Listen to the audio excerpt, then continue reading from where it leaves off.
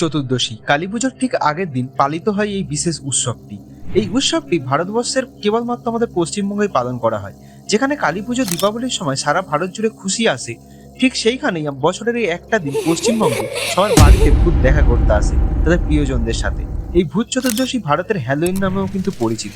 তবে এই চতুর্দশী কিন্তু ইউরোপের হ্যালোইনের থেকে সম্পূর্ণ আলাদা আর বিশেষ হয়ে থাকে, মানে বলা যেতে পারে অনেকটাই বিশেষ।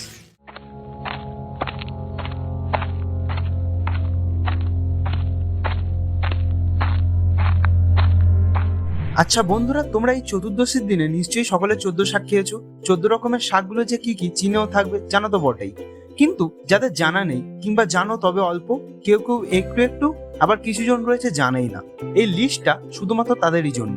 এখানে 14 রকম শাকের নাম দেয়া রয়েছে, দেখে নাও। যদি প্রয়োজন পড়ে স্ক্রিনশট দিয়েও রাখতে পারো তোমরা। তবে তোমরা কি জানো, এই 14 শাক কিন্তু আবার সব জায়গায় এক নয়। কিছু জায়গার কোনো কোনো বাড়িতে কয়েকটা শাকের পরিবর্তন লক্ষ্য করা যায়। কিছু কিছু বাড়ির মধ্যে যে শাকগুলোর পরিবর্তন দেখা যায় সেটা হলো এইটা। এই শাকগুলোর পরিবর্তে এই শাকগুলো খাওয়া হয়। কিছু শাকের হয়তো পরিবর্তন থাকতে পারে, কিন্তু প্রথমে যে কটার নাম দেওয়া হয়েছিল ওইগুলোই বেশি প্রচলিত। চতুর্দশীর দিন বাড়িতে বাড়িতে এইগুলোই বেশি খাওয়া হয়। আচ্ছা, তোমরা তাহলে এর মধ্যে কোনগুলো খাও? নাকি আবার তোমাদেরও পরিবর্তন রয়েছে, এর মধ্যে কোনোটাই নয়?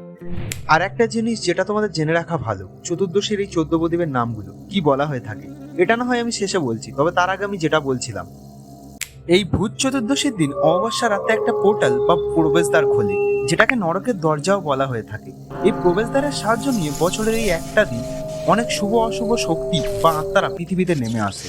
এই অশুভ শক্তিগুলোকে দূর করতে এই ভূত চতুর্দশীর দিনে আমাদের পশ্চিমবঙ্গের লোকেরা ঘরে ঘরে 14 প্রদীপ জ্বালে।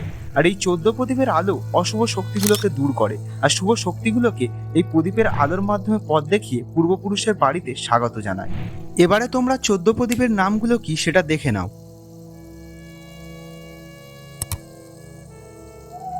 আসলে এই 14 প্রদীপগুলোর কোনো নাম নেই, বুঝলে।